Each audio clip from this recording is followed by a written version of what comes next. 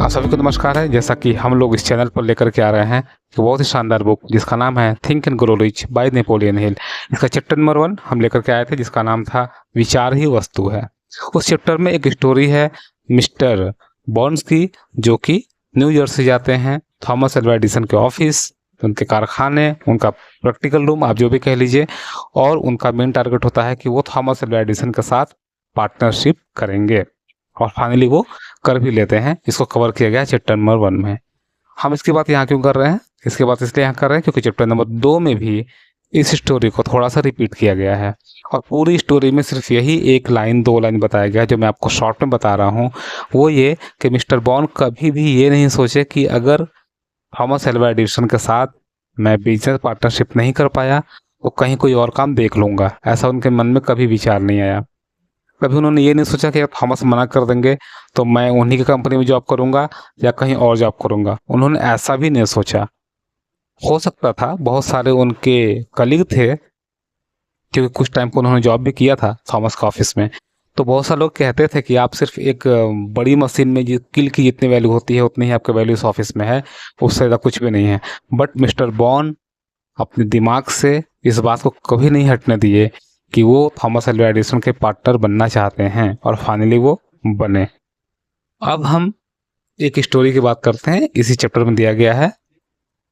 पुरानी स्टोरी है जिसका नाम है कि वह आदमी जिसने पुल जला दिए। पुल जला दिए मतलब क्या किए? 2 राजा थे और एक राजा काफ़ी पावरफुल थे, उनके पास सैनिक बहुत ज़्यादा थी, और दूसरा राजा थे जो उनकी टीम, उनके सैनिक कम थे। जिनके सैनिक कम थे उन्होंने जो बड़ी वाली सेना थी, जो बड़े वाला राजा थे, उनके ऊपर अटैक किया। और अटैक का प्रोसेस ये था कि उन्होंने एक बहुत बड़ी नदी को पार करके आए लकड़ी के जहाज से, और जैसे ही नदी पार किए दूसरे राज्य में एंट्री किए, अपने सारे जहाज़ों को जला दिया सैनिकों को और गोला बारूद को उतार करके।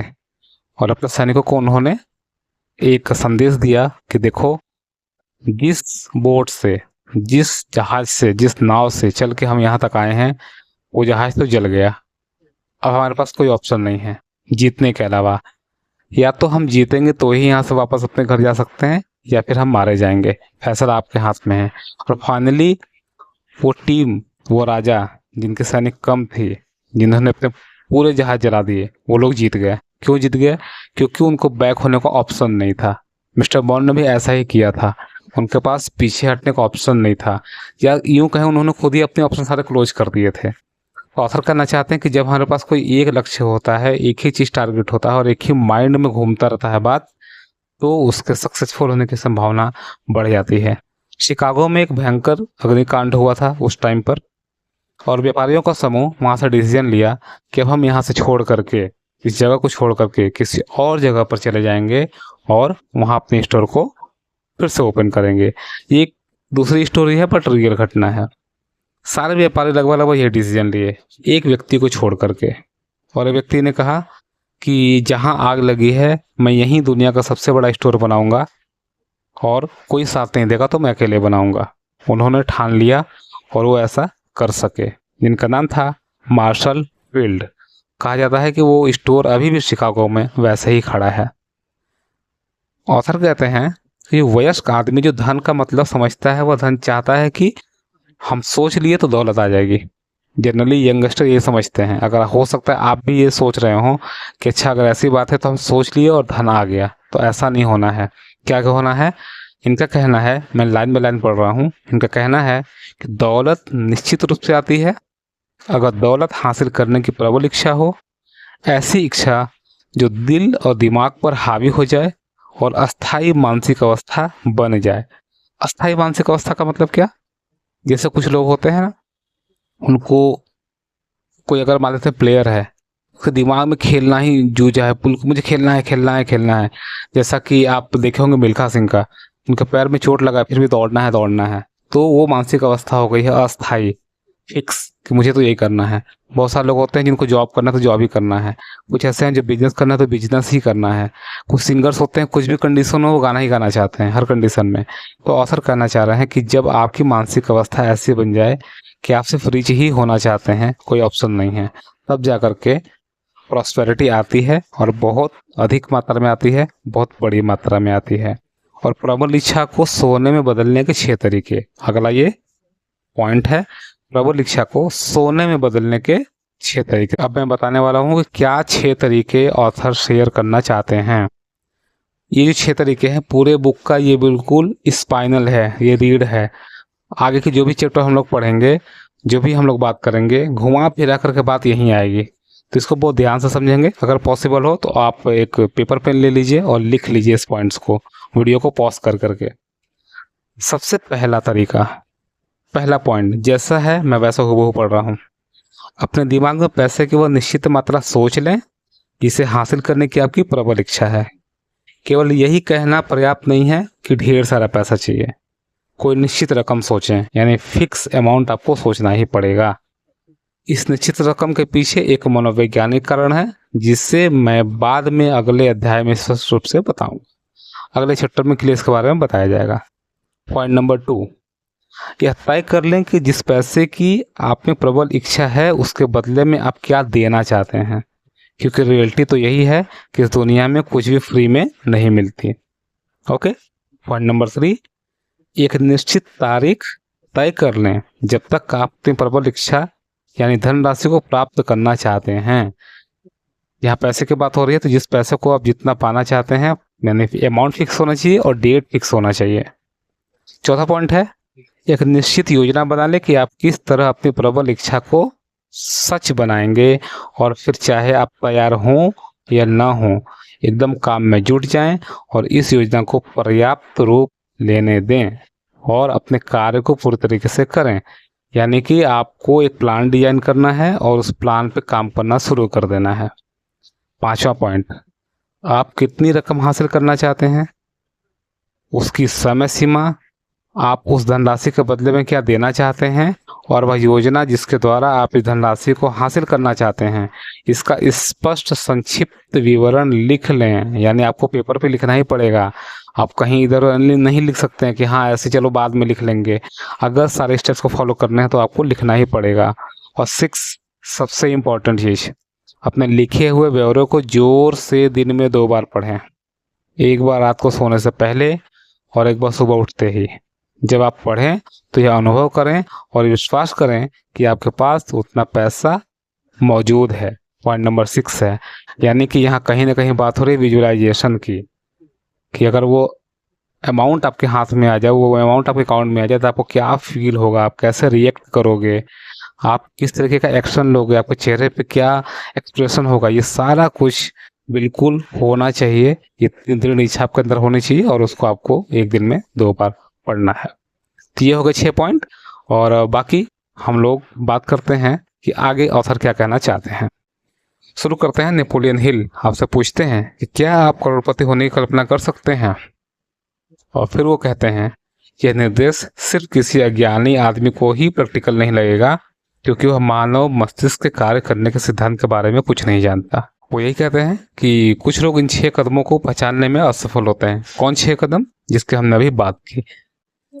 वो कहते हैं कि इस 6 सिद्धांतों की जानकारी खुद एंड्रयू कार्नेगी ने डायरेक्टली दी थी, जो कि स्टील के मिल में साधारण मजदूर होने के साथ साथ शुरुआत किए थे काम को, और वो एक टाइम पर $10 करोड़ से भी अधिक कमाई की है।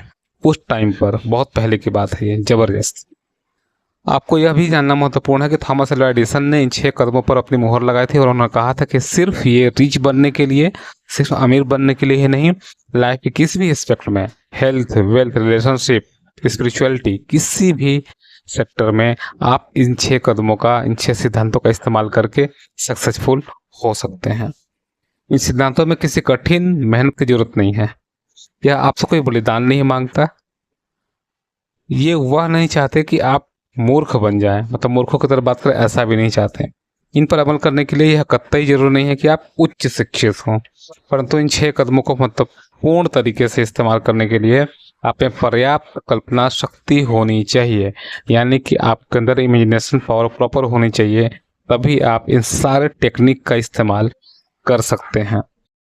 अमीर बनना किस्मत, संयोग या अवसर के भरोसे नहीं छोड़ा जा सकता।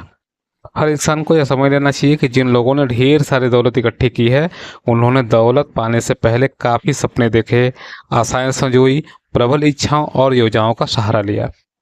यह आप जान लें कि आप ढेर सारी दौलत कभी नहीं कमा सकते अगर आप में अमीर बनने की प्रबल इच्छा नहीं है।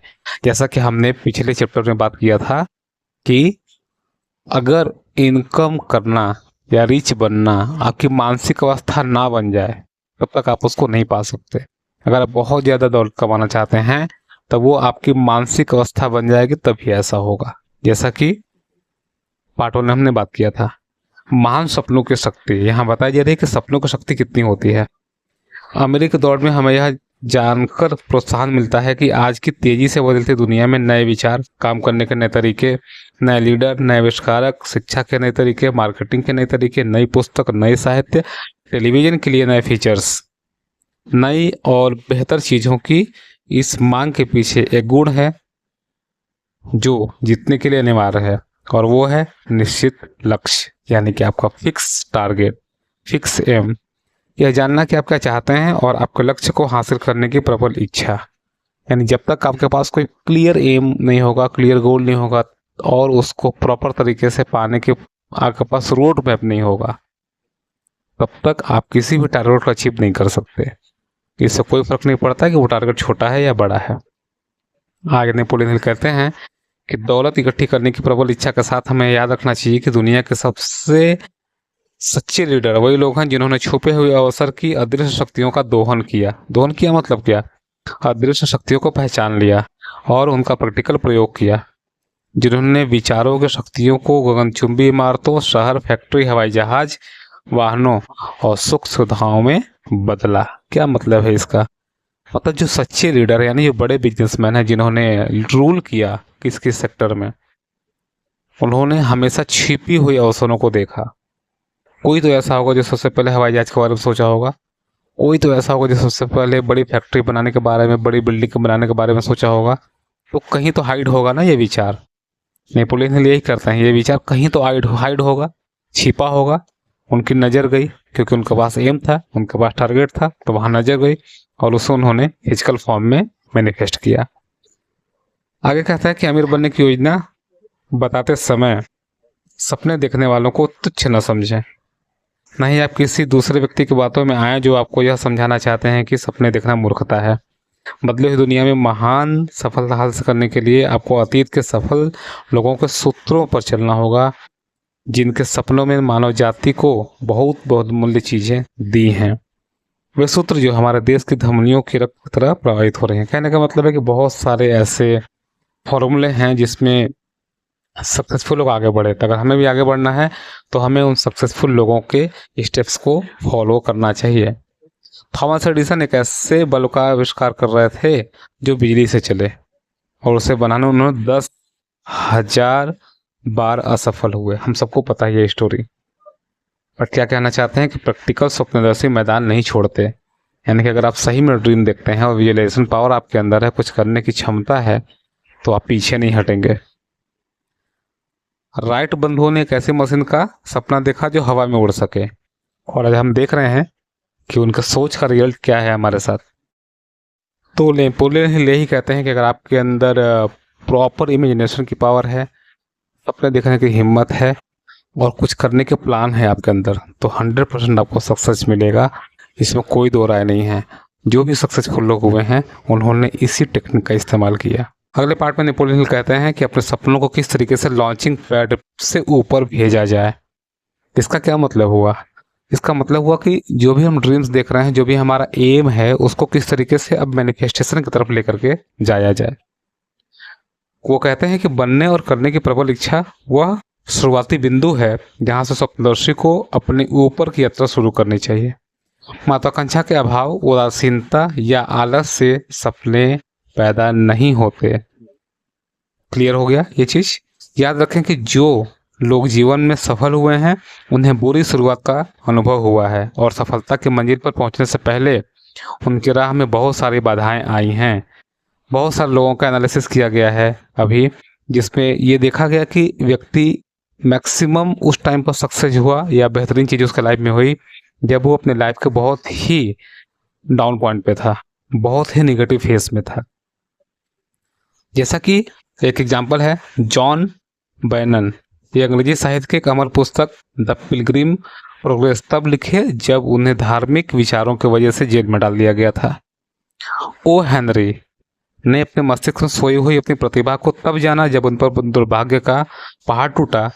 उन्हें ओहियो में कैद खाने में डाल दिया गया। दुर्भाग्य के कारण उन्हें अपने दूसरे व्यक्तित्व से परिचित होने के लिए विवश होना पड़ा और अपनी कल्पनाशीलता के प्रयोग द्वारा उन्होंने यह पाया कि वे दुखी, अपराधी और असम्मानित व्यक्ति के बजाय महान लेखक बन सके। आगे हैं एक व्यक्ति चार्ल्स डिकेंस। शुरुआत में वो बोतलों पर लेबल लगाने का काम करते थे, यानी छोटा सा जॉब करते थे। पहले प्रेम की असफलता ने उनकी आत्मा को गहराई को भेद दिया और उन्हें विश्व के महान लेखकों में ला करके खड़ा कर दिया। डेविड कॉपरफील्ड लिखा गया और इसके बाद अन्य उपन्यास उन्होंने बहुत सारे लिखे। एक व्यक्ति हैं हेलन केलन। क्या कहा जा रहा है, बहुत सारे लोगों के बारे में सिर्फ यही बताया जा रहा है कि जब व्यक्ति बहुत निगेटिव फेस में है तब उसे अपने एक दूसरे पर्सनालिटी के बारे में पता चला। जनरली ऐसा ही होता है। आप अभी इसे पॉज कीजिए इस ऑडियो को और अपने बैक के लाइफ को देखिए, या कुछ लोगों को देखिए जो आपके परिवार में हो, बड़े हैं, या कोई सक्सेसफुल पर्सन जिनको आप डायरेक्टली जानते हो। टर्निंग पॉइंट उनकी लाइफ में तब आया जब वो बहुत ही निगेटिव फेस में थे। कभी कभी लगता है कि अब कुछ नहीं हो सकता, अब तो सब कुछ क्लोज हो गया, तो वहाँ से हमें एक नया रास्ता देखने को मिलता है। इसी के बारे में नेपोलियन हिल बाय एग्जाम्पल बता रहे हैं बहुत सारे लोगों के लाइफ के बारे में। और ऐसा ही होगा जब आप इसके 6 मेथड को, 6 टेक्निक को यूज करेंगे तो आपको फील होगा कि यार इससे तो कुछ नहीं हो सकता, सिर्फ सोचने से क्या होगा। क्योंकि जब हमारा कंडीशन ठीक नहीं होता ऐसी बातों पर हम विश्वास नहीं करते हैं। बट फॉर एग्जाम्पल दे करके यही सब बातों को समझाया जा रहा है। एक और एग्जाम्पल है, बिथोवन बहरे थे। कोई बिथोवन एक व्यक्ति हैं जो बहरे थे। मिल्टन अंधे थे, परंतु उनके नाम अमर हैं क्योंकि उन्होंने सपने देखे और उन सपनों को क्रमबद्ध विचारों में बदला। किसी चीज की चाह रखने और उसके लिए तैयार रहने में फर्क होता है ना। कोई भी व्यक्ति किसी चीज को प्राप्त करने के लिए तब तक तैयार नहीं होता जब तक कि उसे वह हासिल करने का विश्वास न हो। यह मानसिक अवस्था कामना या आशा की नहीं बल्कि विश्वास की मानसिक अवस्था होती है। विश्वास के लिए आपको अपने मस्तिष्क को खुला रखना होगा। बंद मस्तिष्क में ना तो आस्था होती है, ना ही साहस और ना ही विश्वास। यानी कि जब भी आप ड्रीम देख रहे हैं तो आपको विश्वास होना चाहिए कि ये पूरा होगा ही होगा। आगे कहते हैं, याद रखें, जीवन में अपने लक्ष्य को ऊंचा रखने के लिए, अमीरी और समृद्धि का लक्ष्य बनाने के लिए आपको गरीबी और दुख के लक्ष्य बनने की तुलना में ज़्यादा प्रयास नहीं करना है। इसको फिर से रिपीट करते हैं, बहुत ही शानदार लाइन है। ये कह रहे हैं जीवन में ऊंचा लक्ष्य रखने के लिए, अमीर बनने के लिए और समृद्ध बनने के लिए आपको एक माइंडसेट की जरूरत पड़ती है, और गरीबी और दुख को भी अट्रैक्ट करने के लिए एक माइंडसेट की जरूरत पड़ती है। यानी कि 2 माइंडसेट, एक पॉवर्टी माइंडसेट, एक प्रॉस्पेरिटी माइंडसेट। तो कहा जा रहा है कि प्रॉस्पेरिटी माइंडसेट होना इजी होता है कंपेयर टू पॉवर्टी माइंडसेट।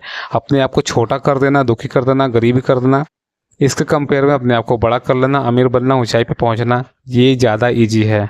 और ये बहुत ही एक अलग लाइन बता रहे हैं नेपोलियन हिल।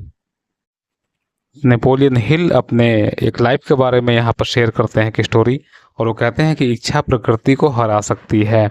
यानी कि आप अपने डिजायर से नेचर को भी चेंज कर सकते हैं।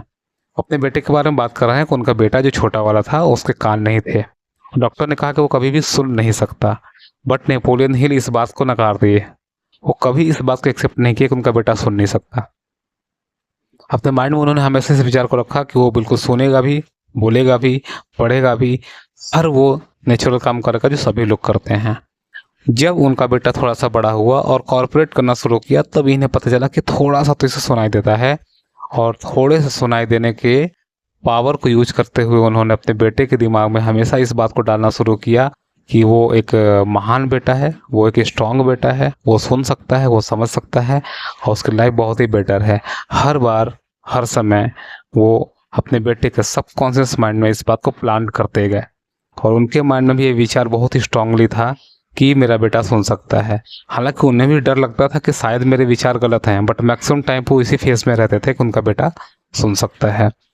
कुछ टेप रिकॉर्डर उन्होंने लेकर के आए और टेप रिकॉर्डर में अलग तरीके की आवाज़ आती थी और उस आवाज़ को उनका बेटा जैसे सुनता था उसी तरीके से उन्होंने स्टोरी रिकॉर्ड करनी शुरू की, मोटिवेशनल स्टोरी अपने बेटे के लिए।